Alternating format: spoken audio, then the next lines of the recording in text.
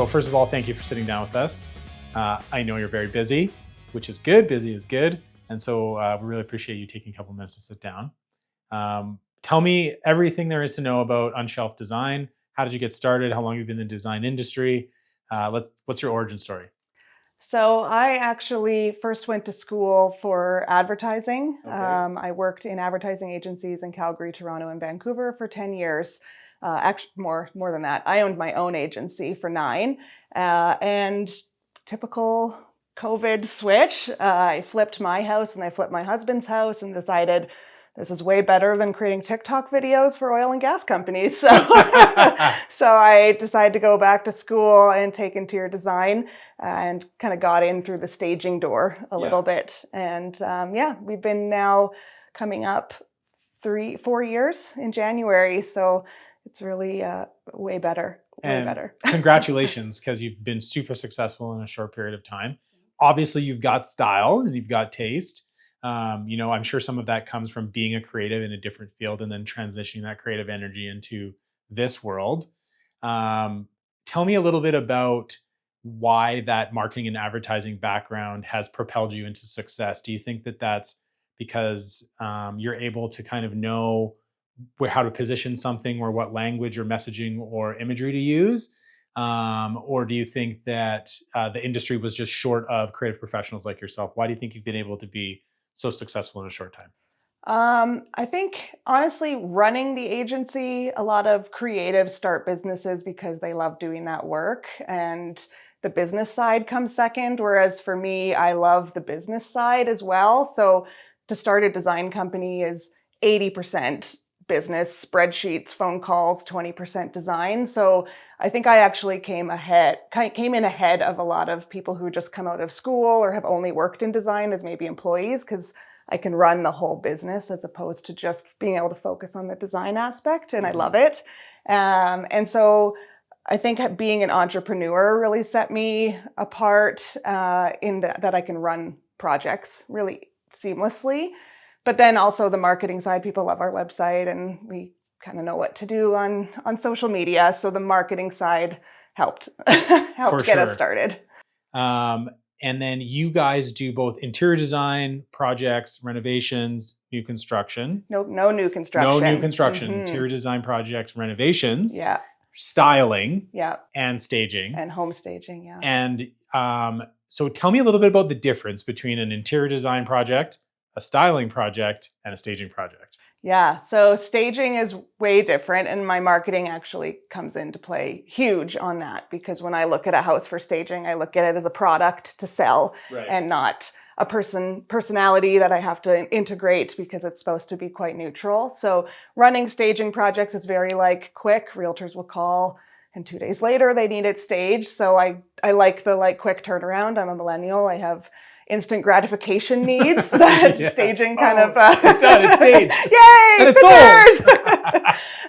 And then styling is, we do a lot of furnishing, cosmetic, wallpaper, decor, which we run it the same way as an interior design project. We just take out the little construction portion of it, which we contract out to GCs anyway. I don't project manage construction. And then we do full renovations. We just signed for a full basement that we're going to turn into a yoga studio, and I get to do the floor planning and then all the finishes, and then we're going to put furniture in on top of that. So it sort of just depends. It kind of grows. Phase 1, phase 2, or phase 3. How many of those do you want? And which between staging, styling, or a design project do you prefer personally? Is there one that's more fun than the other? Or? I love furniture. Yeah. Staging is good, like I said, for quick turnaround. But when I get to take a full project on and do just cosmetic, paint, wallpaper, furniture, decor, I love it. I just love taking out the old, putting in the new.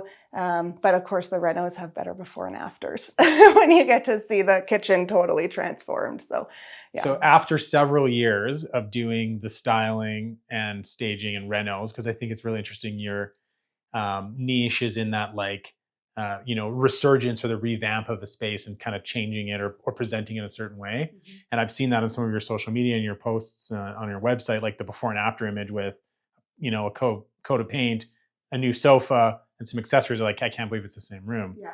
What are like 2 or 3 hot tips that somebody could take away when it comes to like changing a space?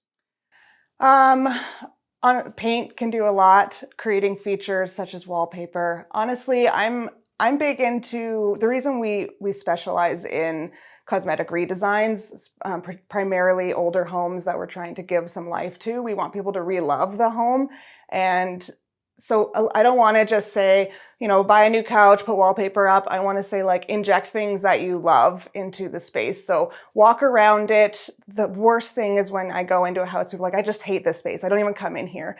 And that just like, it guts me. Your house should be the place that you love the most in the world. It's your favorite. It hugs you when you walk in, and that's what we try to do for people.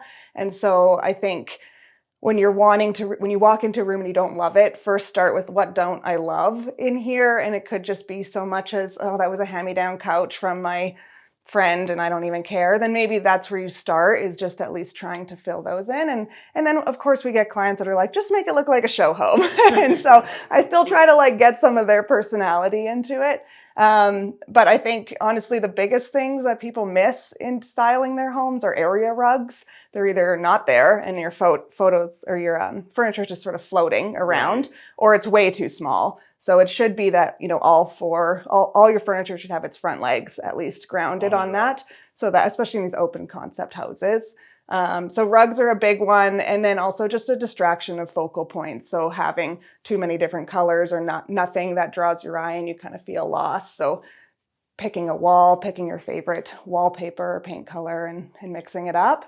And then my favorite is powder rooms, because it just go buck wild. Like you think that flamingo wallpaper is too crazy? That's for a powder room. Yeah, just full wraps, go crazy, have fun in a powder room. Because then when you open the door, your guests, it's just like an experience. I thought you would have said window coverings, but that's part of the living room refresh. That's part of the living room refresh. Yeah. Yeah. So I think totally. Area rugs, paint, feature walls, wall coverings. Yeah. All great ways to transform a space. And window coverings, like our favorite is silhouette, so that you can have so many layers of what you want the space to be. And people don't understand always how many moods you can create just by, having full privacy, darkness, having light filtering come in, but privacy. And then, those days where you just want to let it all in and everyone see you. And I would agree. One of the best products out there. Yeah. And drapes to layer. And layering is key. Also, big layering fan. Yeah. So that actually leads me to my next question. When you're looking at different products or vendors, whether it's silhouettes or a specific type of area rug, like, who are some of your favorite vendors to work with in wall covering and furniture and window coverings and paint? Is it Benjamin Moore? Is it, I know who would be for furniture. So who are some of those people that you like working with? What sets them apart from others? And then when you're going through sourcing, like tell us a little bit about your process in terms of like how you're finding the right fit for the space. Yeah, so in terms of like vendors who I purchase from, paint, I usually go with Sherwin-Williams or Benjamin Moore. We have really big painted boards so that we can hold them up in the space, and they're real paint, which really helps with consultations. And it's just a better quality and color. Okay. If I can get Faro and Ball in a house, sometimes that would be a bonus too. But I get most of my furniture from CF Interiors. We like to order things that are not just always available in retail stores. I think when people hire a designer, they want not just Restoration Hardware and Pottery Barn copy and paste it into their house. Yeah. And the reason I like them is just the support that they have. I can say, hey, I'm kind of looking for this recliner that's only this big and it's got 2 reclining motorized seats. What do you got? And they're pretty good at following up with it. And then we obviously use Sonata for all of our window treatments. The fact that you guys kind of take it from coming in, measuring, making sure everything's accurate. I can place the order, you guys install it. It's like one stop. And I know a lot of designers have said, well, why don't you just go measure them yourself? And hard pass, hard pass. It's same with CF. I'm willing to pay more for having the support and the double check and the service, and knowing that when it comes in, you'll hold it till the project is ready. And it just really takes one of the 1,000 things off of my mind for a project. So. And then what about when it comes to like actually selecting the right fit? Do you have some like go-to products, like you mentioned the silhouette? Is there a specific vendor inside of, the furnishing offering? Or is there a process you're running through every project that's unique? I mean, we have our go-tos. Just when I know I need an affordable custom sized couch, then we go to Van Gogh. Or if we need, like, we have our affordability furniture. The good thing I love too about window treatments is, and especially you guys carry so many, is I can say I love the silhouette, but this is not a Hunter Douglas budget. And then we have like Ulta to pull from Yeah, more or other affordably, or vendors, or exactly yep. other options. And then I actually really like to find secondhand a lot for Cool. decor. Like all of these are painted, most of them, from old vases, and I'd say 80% of the shelf is thrifted, secondhand. Finding, again, it's part of that re-love that we want as part of our brand. So a mix of old, a mix of new. I love that. For the what is the Unshelf? Tell me about what does that mean? um, so I always just hear people say, "Oh, it's just just put it up on the shelf for now. We'll deal with it later." In terms of things that you just don't get around to in your house. So I just really liked the idea of like take it down. Let's deal with it now. Don't tuck it away. And then shelfies and styling shelves, and it's just a shelf thing. It's a shelf thing. Yeah. Just love shelfies. So when you're on a project, and how are you managing, especially on the staging side, what you're taking off the shelf and putting into a space? Is that something that you manage completely as part of your scope, or do you consult with the client, or is it kind of like we want it to look great, here's the vibe, do your thing? Yeah, so it depends. For staging, for real estate, client doesn't really get a say. Yeah, because the keys are to the castle. I know what has to be done. Taking out everything personal and making it minimal. And then for design styling, then we consult with the client. I usually say, pick out all your favorite things that are currently on your shelves, and we'll make sure to integrate them. I obviously like a little bit more maximalist when possible, or if we're building brand new built-ins, then sometimes I'll have to go buy new stuff and find pieces that mostly local if I can. Of course, every designer somehow ends up at HomeSense for those filler pieces, but that's really back to the homes that hug. Our tagline: show me, the things that are meaningful to you, but not necessarily the cutest or the most modern, and we can integrate it so that when you look at that, it's not just like a picture out of a magazine that you have no emotional connection to. Right. So. And creating that kind of like authentic connection to the space, I think that's really cool. I love the term relove the home. Do you think that we're going to see a lot more people like in the design and styling world moving that way? Or do you think because in the past, like typically we've seen a lot more of like the new, modern, brand new.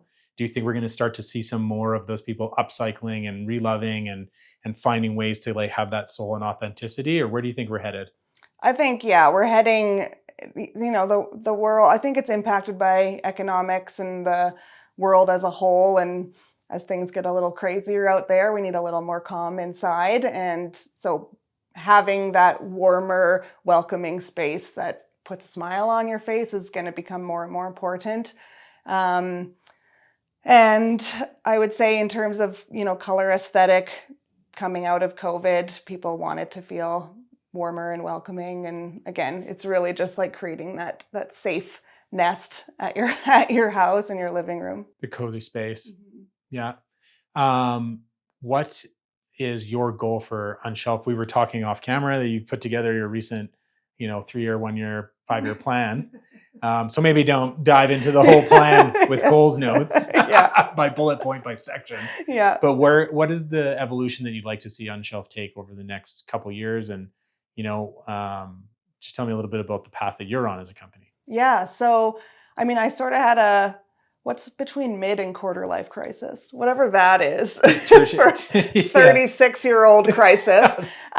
Just as an entrepreneur, I always thought, we got to scale, we got to get big. And I think more recently, more in line with, what our brand values are, is more of that boutique, cozy, welcoming space. I've really decided to niche down, which is why I'm mostly doing cosmetic renovations and not trying to be all things to all people, which is a marketing no-no anyway. Yeah. But and really just growing to maybe me and 3 people in a few years where we can take care of our clients and just do what we do really well, and sort of letting go of the I need to get big, I need to scale, I need to have a ton of staff, because I love the design. And, as an entrepreneur, the more you bring it under, the less you get to do of Right. that initial startup purpose. And so I've kind of now envisioned myself staying in that space. That's awesome. I happier. think that's I've been hearing that through several different conversations that I've had over the last couple of years, especially the last 6 months. This concept of like right sizing or niching down, focusing on what you do best, and delivering exceptional service. So I think you're 100% on the right path. Your Google reviews and any customer I've ever talked to of yours, speak volumes to the fact that you're already doing that, because you guys are delivering really high quality projects and customers always seem extremely happy. How important is that customer experience, and how have you been able to foster that and still continue to deliver that even through growth? So I think that actually has a lot to do with my love for business and the business side as well as design. I am kind of anal about process. I have 15 steps that we follow in projects and 1,000 tasks that are pre-made under each of those steps, and we follow them to a T. Which can seem rigid, except that what it does is it allows the professional organization to be taken care of, so that me as a person and a designer can be a little bit more fun and playful. And, I try to be joyful, and, renos are stressful. Yeah. So I like to... A journey. Yeah, a journey indeed. So I like to be more casual in that way, but knowing that my business and processes are keeping the professionalism and keeping that level of experience. So we have tons of, from a business perspective, workflows and PDFs and things that go out to keep clients, this is what you can expect at this phase, this is what you can expect here, and making sure communication is key. So that's really what our value proposition, and I think what I've gotten feedback a lot is people love how organized we are. The contract is clear, everything is really clear, but then I'm still fun to be around. It's not like... Yeah, it doesn't have to be one or the other. Exactly. So I really like that balance. And I think that's a theme that you see in a lot of successful businesses, is that being able to stay true to your brand while still executing on process, following SOPs, documentation, contracts, etc. And I think it's actually kind of rare in this space in design and construction, because for some reason, a lot of people don't have documented processes that they're holding themselves and their team accountable to. Mm-hmm. And I see a lot of that as well. And so I think that's really cool. And I've been a part of that process and been like, where's this at that step? So I know you guys Yeah. run a tight ship. I need to know exactly what this is. Yes. And can you fill out this spreadsheet? And you're like, oh my God. So I apologize. No, we love it. We love it. I keep bringing people, as a so that's student good. of process. We love it. Exactly. Every software, every system. Right? It's got a purpose. What's that CRM? What's the checklist? With the kind of like business side, what are some stories that you could share with us, or on both sides? So what are some challenges that you guys have overcome over the last few years? Some lessons that you've learned, and what have been some of your, major wins? Can you tell us a story or two kind of in each realm, like some challenges and some massive wins? Our biggest massive win right now is kind of for the first time in our 3 years, we have a wait list for people Congratulations. signing up. I know, it's kind of crazy. That's sweet. I have like a 8x7 calendar on my wall at home where I keep track of all of these projects so that I know when things should be balancing out. So that's a really big win. And it's kind of you've always wanted to be at a place where people would wait for you rather than, hey, can you come do a consult tomorrow? So my ability to be like, no, I can't actually, here's the link, please book through my workflow. Yeah. Of course. Channel it into the CRM schedule. Yeah, exactly. And we've also gotten really good at our contract. It's very in-depth, there's a lot to it. And so I actually just recently made a nice PDF version of it, so that with the key bullet points, so I can go through it with people at the consultation, which it's always scary to be like, hey, read this. Please let me know if you have questions. And then they don't. And then things come up and there's questions because people don't read contracts. Everyone that's got a Google update is like, yep, I agree. Just get started. So really making sure that onboarding upfront is concierge. So those are just wins in terms of making sure projects go smoothly. For difficulties, I've definitely taken on projects before that maybe weren't the best fit. Either the clients didn't jive, or the scope was not something that I was an expert at. And I have kind of come to the realization that if I take a project that isn't the best fit for me, I'm doing not only a disservice for myself, but the client, because there's someone out there who would give them an absolutely amazing experience that would do a better job. And so by taking a job that's not right, 3 people, the designer who should have had it, me, and the client are not getting what they want. So I'm very good at saying no. And unfortunately, I've had to say no a couple times and fire clients. I've had to fire a client once, which was terrifying. Recently? Yeah, recently. Can you tell us that story or not too much? I can touch on it a bit. When you hire a designer... Because I think the reason I ask, we don't have to go into names, but I think that that's important because having the self-awareness to know that you're doing the client, another potential designer, and yourself a disservice by taking that project or continuing on that project if you're firing a client. I think that that's really rare because a lot of people are really just focused on revenue and the business side. I have to make the sale and continue to build my branding, as many customers in the door as possible, and don't necessarily understand that it's okay to say no and it's okay to fire a client. The customer is always right until they're not. And so I just think it's really cool that you had the gusto to do it. So we don't have to go super very honest. Super deep on it, but I'd love to just expand on that. Sure. Well, one of them was I didn't take the project after the consultation. I could just tell at the consultation, the husband was very overbearing. He would talk over his wife. He would talk over me.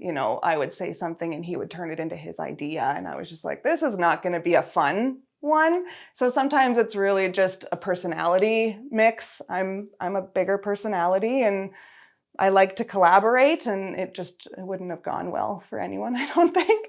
And then the bigger one that we just did, when you hire a designer, at least part of our contract is when you're hiring us for the whole thing, we place the orders. And there's so many reasons for that. We want to make sure everything is checked. We have all the tracking. We take the liability on for when things come in damaged. I'd get it delivered here or to a vendor and make sure everything's, fine. If it goes to the client, then I have to go check it. There's just a million reasons why when I'm placing orders, this project goes smoother. It's part of the process. It's part of the process. Step 8. And this client took the list, because we do actually lay out every single item. Yeah, we do. We may not do vendors anymore where exactly to go buy this thing. But they took the list and they started going around and shopping and then messaging me like, why didn't you take me to this plumbing store? They have faucets and this. And I've said in my contract that we don't price shop every plumbing store in the city. I have vendors that I work with that I trust for good reason. And that's why. And so they started being like, oh, you don't need to get that. I already bought it. Oh, I'm going to get this. And can you come to a store tomorrow? I'm going to go price this out. And I was just like, no, this is not, I've lost control of this project. This is not, you clearly want to take it from here. So I think you need to do that. And I'm just going to back away at this point. So got it. That was, process. Again, a bit rigid. They broke the cardinal rule. But people are like, oh, I don't want to have to pay the extra time for you to manage it. But it actually costs them more for them to order and me have to go there and check things and deal with deficiencies because they've taken that liability on and it's not something I accounted for. So I have to charge more to deal with that. So, and I think that that's something that there's a lot of value in working with a designer because they're handling all of those things. Oh, so many things. Then if you hadn't cut that off, and then there was any kind of miscommunications over color, delivery time, it would have been my fault. Damage, it still would have fallen on you guys, right? Yep, and you wouldn't have had the information or any of that. Yep. So I think that's a really good example. Yeah. Why do you think not just in design and construction, but entrepreneurs or people in business in general sometimes struggle, beyond just having the sale? Why do you think people are kind of scared to say no to a customer or to let somebody go?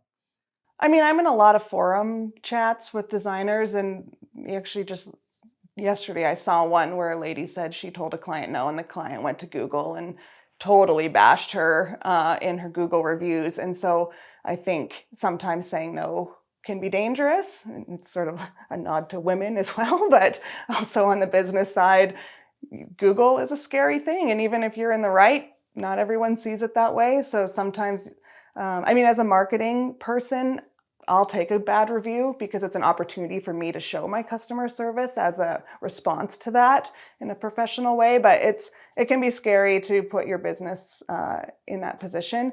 And then also just financially, I mean, you don't know when the next project is coming. That's kind of the terrifying part of being an entrepreneur. But I'm a big fan of manifestation. And that client that I fired, within a month, I booked these new 3 that are now backed up and waiting till March. So by letting go of clients that are not a fit, you leave room and open For the universe to provide. For the universe to provide, exactly. So it's a leap of faith, but entrepreneurism is a leap of faith. And I can tell that you love it. I do. I really do. So and you know what? I love it more that I've niched into what I love and decided to keep my business in a place where I get to keep doing those things that I love. That's so admirable. What is the next phase of entrepreneurship in design? Do you think that we're going to see more of the niches and the riches are in the niches? Are we going to see people focusing on specific scopes of work and types of design and construction, or do you think we'll see the resurgence of the big firms, or somewhere in between? I don't think it'll be big firms. Same with the advertising world. It's getting way more boutique and kind of fractional. Yeah, fractional. And I don't think we're ever going to get to a place, because it's just a cycle of new designers will take everything until they decide. And I did. I took everything and learned lessons that way, which is why I don't do vacant staging, only occupied staging. But you're getting started. You don't know what you want to do. You need business. So the new people will always take a lot. And then the more experienced people typically tend to niche into what they know and love and know they're good at. So that'll never change. But I don't think we're going to get into big agencies anymore, especially because people don't want to have to always go into an office and be a number. And I think just the up and coming generation is more lifestyle based. So boutique firms tend to help lifestyle-based employees.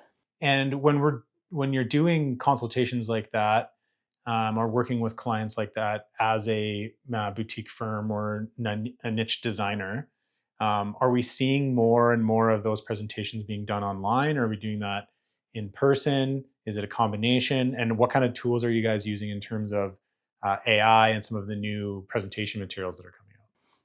We do our concept presentation on call. It's 1 week after our trade day, and it's just kind of general ideas that we've put together to make sure we're on the right track. But we always still love the full face-to-face presentation, all the samples, feel this, look at this, here's the floor plans. I think that's still that HGTV vibe that people want to have. And everyone loves it. We bring charcuterie and drinks, and it's a big, exciting day is that presentation day. So I'll never get rid of that.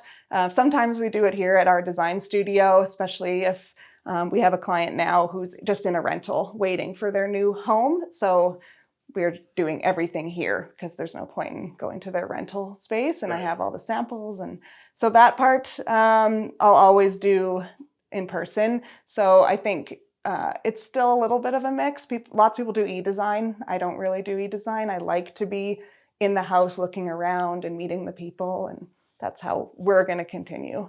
And I think that's a good strategy, because I think that the world is going to continue to actually move back towards the tactile experience as e-design and AI and some of these other things come up, that you're going to want to sit down with somebody, feel out their vibe, their energy, see what they're presenting for ideas, and then actually get your hands on the materials. Yeah, and I'm pretty new with AI, honestly. I ChatGPT is like something I wish I could Harness.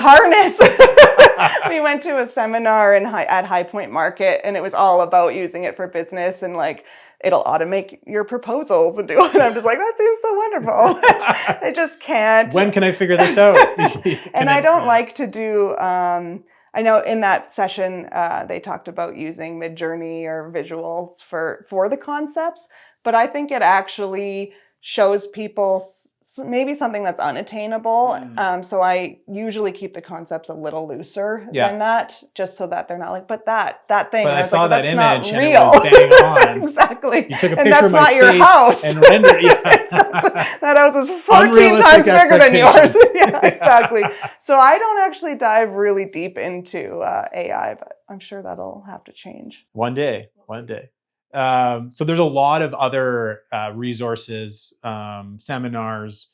You know, you mentioned being part of a couple different online communities that you get information from and share. That's something that I talk about a lot, that I actually think that there is a lack of community resources in design and construction for builders, for designers, for decorators. Why do you think that is? One, and then where have you been able to uncover some of those communities or resources and been able to access them?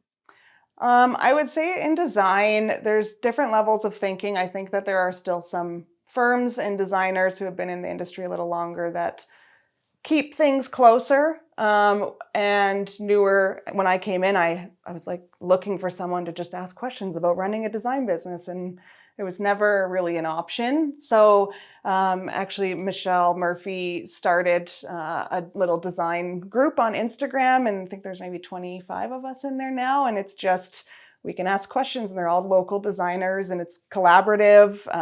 We share scams, and we share watch out for this, and we have a big spreadsheet of vendors with green lines and red lines and notes. And I think when you see an industry not as competition, you see it as there's enough work for everyone. Let's make everything a better experience. It's just better for, a rising tide raises all boats. Yeah. Use that all the time. I love that one. And then having, online chats and Facebook groups, things that you can post and have other people from all over North America kind of give experience. Yeah. I wish that it was more like that. Even in our group, we have like very, very new designers, and there's a give and take. Sometimes you're like, I don't want to answer this question because it's like, just go take a class or something. Like, it's so introductory, but everyone has to start somewhere, and better to start that way. On that point, do you, with class, do you do any kind of like mentorship or community enrichment with any of the colleges or the schools around town? And if you don't, is that something that you think there's space for, that you'd be interested in? Yeah, I actually have done a few lectures at Bow Valley College for their design course for the staging class. Nice. So kind of talking Helen. about that. Yep. Helen's the Yep. best. Helen's wonderful. And then when I was in marketing, I went to Mount Royal a lot and spoke to students and part of their marketing alumni programs. So I've done it. I love speaking. I want to get onto more podcasts, and I think that's just another part of entrepreneurialism, is figure out what you're good at and talk about it. Networking is not it. I will be the one in the corner with like a cheese roll just facing down. Please, someone talk to me. I guess I'll leave. But I can talk on a stage or a podcast or to students any day. So that's kind of where I'm going to start leaning my marketing initiatives to. And I think, again, because now, you have the entrepreneurial side, you have the design side, and you also have the technical marketing background. So I think you could probably provide a lot of, value to people in the design space, especially coming out from marketing and advertising. Yeah, and I think a lot of my role in that chat I was telling you about was to answer questions about marketing. But the last speaker session that I did was actually about joy. Having lost my mom, which was kind of the reason for the pivot originally. Finding joy in my life was becoming more and more important. And that's why I was like, I don't care how hard it is. I'm quitting. I closed my marketing company and started design because it just made me happier, even if at the time it didn't seem that secure. And so talking to people about the importance of joy, which is why that Homes That Hug and creating joyful spaces is so important in our brand. So I do like to speak about joy and happiness as well. What gives you joy and happiness? Design. Thrift shopping, board games, yeah. chocolate, escape rooms. Nice. Puzzles. So you're a nerd. Yeah. I love all those same things. Spreadsheets. Yes. And design. And processes. And styling a shelf. Yeah, processes, exactly. And dogs. And dogs. Yeah. Good. Yeah. Keep, there's usually a dog in here. There's 3. They're locked away for the video. Because we're chatting. Okay. Do you have any questions for me? Yeah, I would, I guess, give you the opportunity to say, when you are working with a designer, sort of what is your process for how you support us, and if I'm coming from another company or I've never worked with you before, like your education for designers. I think the first half of that in terms of our process is it really depends on the designer. So everybody's different, whether we're interfacing with them or them and the client or the client directly. It's all over the place. I think in terms of the value add, I would say that you kind of touched on it earlier, the fact that we carry 16 different brands of shading alone, that cumulatively we have hundreds of years of experience. I've been doing this on my own for 20, right? And so I think there's that kind of more tangible side in terms of the experience and the showrooms, the digital assets that we've created, the YouTube videos and the catalogs that we're creating on PDFs in terms of like, here's 10 minutes on drapery, here's 6 minutes on honeycombs, here's an entire 8-page PDF on one product category with cut sheets. I'm also a little bit of a nerd. So just in terms of like technical documentation, I really like to have my ducks in a row in terms of presentation, cut sheets, measurements, specifications, making sure everything's super dialed in that way. And then I would say one of the biggest things is that I still try and will always continue to try and personally manage all of our designer accounts. Our staff, our team, Dibs. our team's incredible, and we have some amazing people that work at Sonata. But that's true in Calgary and in some capacity across all the other cities that we operate. Is I always want to be that go-to person, just because I know how important it is to execute and that we're an extension of the brand. And ultimately things are not going to go perfect all the time. Something's going to come the wrong color. Something's going to come 2 months late. Something's going to come, snapped out of the box, whatever. And I always want to rise to the occasion and make sure that ultimately the customer has a really good experience. And I don't know if everybody does that. Yeah, so. Definitely they do not. Yeah. I guess my other question then is 2-part. Where do you want your company to grow? I know that you're in Edmonton now too. And how do you plan, which I think is something that we as creatives struggle with, how do you plan, for especially those that do want to scale a little more, keep that hands-on niche boutique vibe while scaling? Good, really good questions. I know. I don't know the answer. Please tell me. I don't.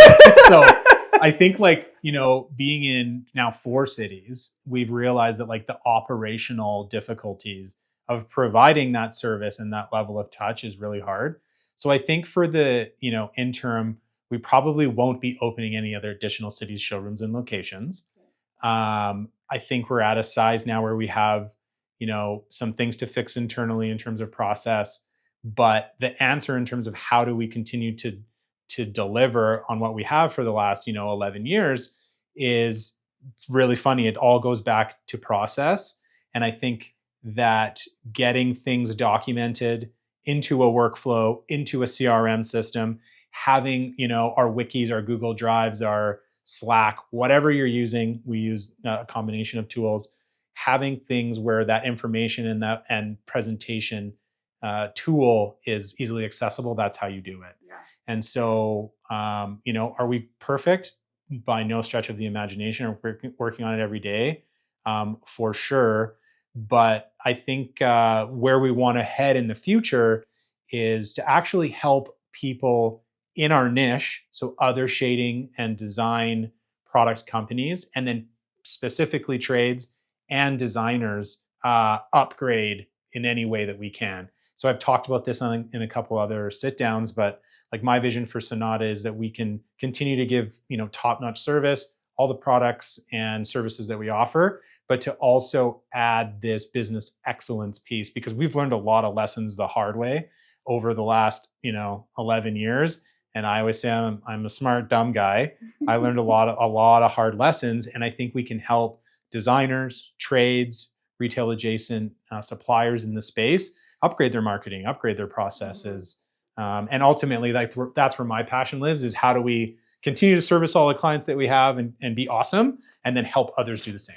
And I think a lot of companies are kind of taking that route when you get to a certain point. You can't necessarily just scale forever. You don't want to.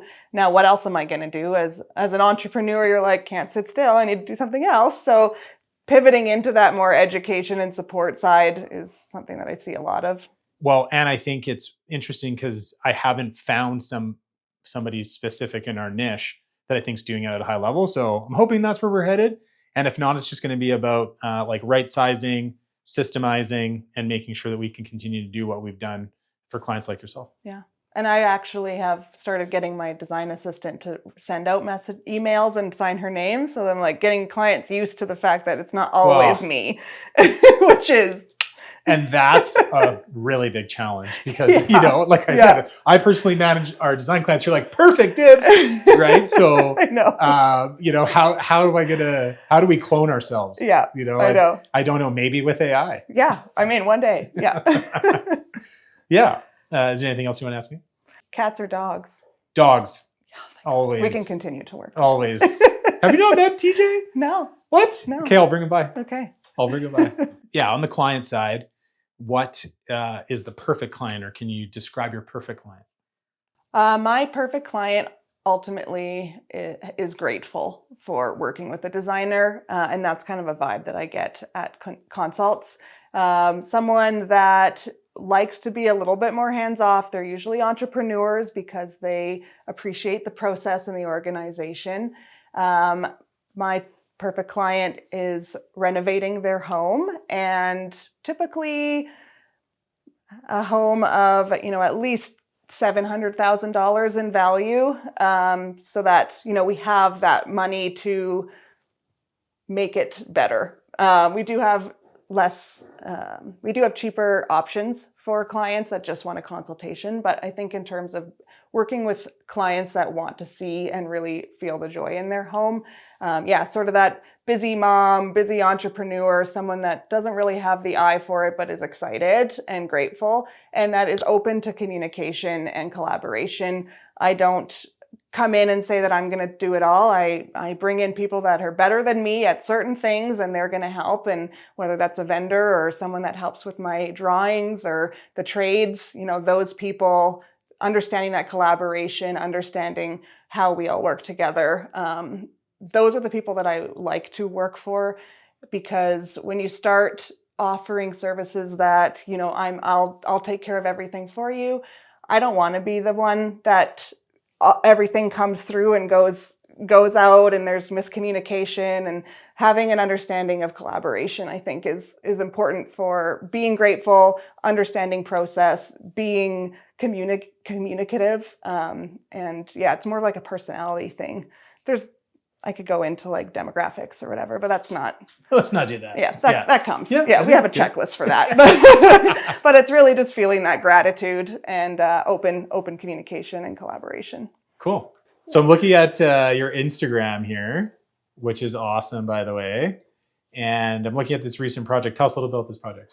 So that one is in Cochrane. That was a family that was moving from Ontario, and they purchased a house here. They're moving their whole family back to Calgary, who they were originally from. And it was a very cookie cutter, old, brown, everything kind of house. And they just said, you know what, this is also my favorite kind of client. Here's the money. Make it look great. We're going to be there in X amount of months, and we want it to look really? great. No input, and just... We showed them their concepts and stuff, but they were pretty hands-off, which was really nice. And so that one, really all we did in that space was, like I said, creating a feature wall, putting up that paneling, picking a nice bold color, dining table, and some changing drapery the light. Side panels, yeah, drapery, new light. Exactly. Amazing. And just sort of, and the kitchen version of that, if you take a look at it, huge before and after, just the brown outdated kitchen to full white, quartz, gold, like all beautiful. Amazing. Yeah, and just the cosmetic. So I remember several years ago now, 2 years, 3 years ago. 1 year. It was last Was winter. it last winter? winter? When was the one we were both there together? Wasn't there Last one? winter, I think. That was Okay. the only one I've Anyways, done. we were at a home show. Yeah. And you guys had a booth set up, and you guys did a bunch of staging and Huge styling. booth, yeah. A massive booth there. Yeah. And there was all kinds of stuff, furnishing and wall covering and you name it. Mhm. Tell us a little bit about your experience with home shows. Of what purpose do you think they serve? Do you see value in attending them or in exhibiting in them? So I was contacted by the home show to set up what was like a feature booth. Right. So a booth that I put together mostly to make the show look great and then have some advertising for myself. I took that really far and went with a full 20 by 20, 2 booths side by side, and built out 2 full different living rooms. And yeah, we have tons of photos of it. It was fun. It was brutal, and it was exhausting. I think that as a vendor, we kind of got unlucky in that it was the coldest day in Calgary in like 50 years. Oh no. All of our cars died, like dragging carts full of stuff, just absolutely freezing. And of course, not a lot of people came to that show. Because it was so freaking because cold. It was so cold. So that was a bit of a downer after all that work, but obviously, thank God for photos. Yeah. It was tough on me because I don't even holiday decorate because I don't like temporary decorating and design. I like looking long term. So having to pretty much build 2 living rooms And then rip them and down. then tear it down, and I'm there scraping the glue off the ground from the flooring. Man. Oh my God. Yeah, we went all out. But from a attendee, the people that did come, it was really fun to see how they interacted with the booth, whether they were clients of mine or not, just getting people excited for design. We did a this or that kind of booth where we took some of the very same furniture, like same couch, same chairs on both, and then made it look totally different. So to show people, you can take some of your favorite core elements and make it look totally different and not have to start from scratch. And so we were asking people which one was which. And I got a lot of really unique insights. And you guys sponsored the wallpaper in the one, which people were obsessed with. It was very bold. I went crazy on both of them. And I also got to work with a lot of great vendors, which I think was the biggest benefit for me to do it. Some new tools in the tool belt. Yeah, I met a guy that does amazing plaster work, got to have a better relationship with you, bringing Sofaland donated, they were a sponsor for the show. So getting to have their furniture and just making more connections that way. That was really fun. Whether I would do it again, maybe, way smaller booth. Maybe a 5x5. Way smaller booth, yeah. In the design world, I think that sometimes inspiration can be difficult to find. And, some people will have a guiding light or something inside them that creates that passion. And where does your source of passion and inspiration come from? I guess not to go too far back, but when I was a toddler. When I was a wee gal. My dad, he was a firefighter, but every month we would come home from school at least once and the whole living room would be rearranged and just new couches, new everything. Like he just rearranged the whole house. And so I got really excited to come home and see what new layouts, nothing new, just different rooms, whatever. And I went through many careers. I was going to be a vet. I went to school for vet, and then I was in advertising, and I never really got into design. And now that I'm here and I look back, I'm like, oh, that makes sense. I was just so excited about how seeing a space come back to life and change and evolve. Cool. And how our lives changed around, these 2 chairs are in front of the TV now instead of the couch. And how do we as a family adapt to that and what works best for us and our lifestyle? And just existential, looking back, that weird small thing really means a lot in my career now. And I love furniture layout, obviously, now, trying things out. So that's kind of, I think, ingrained in me in terms of keeping the passion. That's where I like to see, that's why I go about design like I do. I'm not really the I look at magazines, I look at Pinterest, whatever we do, like product knowledge and see what's new out there. But I think when you come at design just wanting to design, that's where you start running into roadblocks because you're just looking for what's new or what's pretty. But when I'm working with the client to find what they love and more of the feeling, which sounds so cliche, like the feeling of a room, but it's the hug when you walk in. That's different for everyone. And then that is my inspiration. They tell me exactly what they need that room to feel like. So I'm not trying to go on and find the next best trend all the time. It's handed to me and I just play with that. And I think that that's threaded all the way back to your genesis and passion, because it's all about that re-love, right? And that room, that excitement of the room changing, and how are you bringing that out in them? Yeah, I know. I just need someone to cry. I haven't had a cry yet. You haven't had it happen? No! This is the year, 2025. This is the year. Someone's going to cry. Tears of joy. Tears of Just joy. freaking love design. Yeah.